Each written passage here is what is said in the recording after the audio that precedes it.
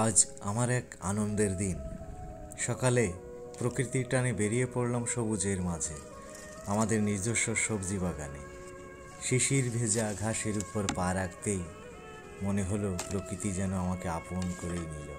বাতাসে ভেসে আসা মাটির ঘ্রাণ, দূর থেকে ভেসে আসা পাখির কলতান, আর চারপাশে ছড়িয়ে থাকা সতেজ শাকসবজি, সব মিলিয়ে এক স্বর্গীয় অনুভূতি।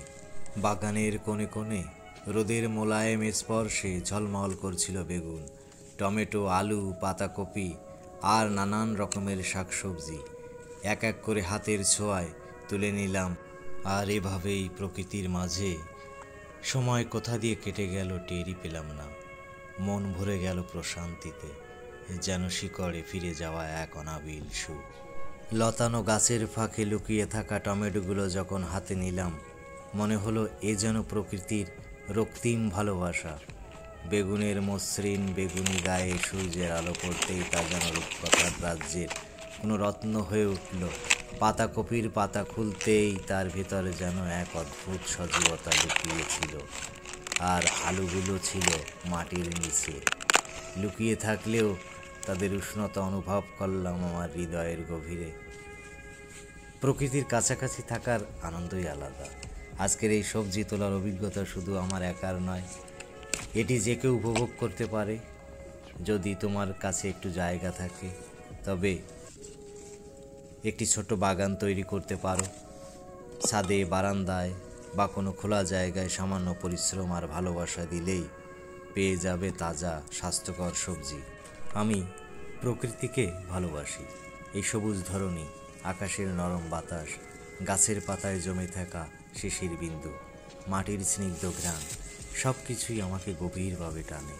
আমি যখন প্রকৃতির মাঝে হাঁটি, মনে হয় যেন আমি তারই এক অংশ, তারই এক সন্তান। গাছের ডালে বসে থাকা পাখিরা যখন গান গায়, বাতাস যখন গাছের পাতায় প্রেমের বার্তা বিলিয়ে দেয়, তখন আমি অনুভব করি প্রকৃতির স্নেহময় আলিঙ্গন। আমি বিশ্বাস করি প্রকৃতির যত্ন নিলে সে আমাদের দ্বিগুণ ভালোবাসা ফিরিয়ে দেবে। আর নিজের হাতে গাছ যখন আমরা লাগাবো, বীজ বপন করব, আর তা যখন একটু একটু করে বড় হয়, তখন মনে হয় আমরা একটি নতুন জীবন সৃষ্টি করেছি। আমার লাগানো গাছ যখন প্রথম সবুজ পাতা মেলে, যখন তাতেই প্রথম কড়ি ফোটে, তখন সে আনন্দ ভাষায় প্রকাশ করা যায় না। আমি যখন নিজ হাতে বাগান থেকে টাটকা সবজি তুলতে পারি, তখন মনে হয় আমি প্রকৃতির আশীর্বাদ নিজের ঘরেই তুলে আনছি। আমি প্রতিদিন প্রকৃতির কাছ থেকে শিখি কিভাবে ধৈর্য ধরে বড় হতে হয়, কিভাবে নিঃস্বার্থভাবে দিতে হয়, কিভাবে প্রতিটি মুহূর্তকে উপভোগ করতে হয়। আমি চাই তুমিও এই অনুভূতি বুঝতে পারো।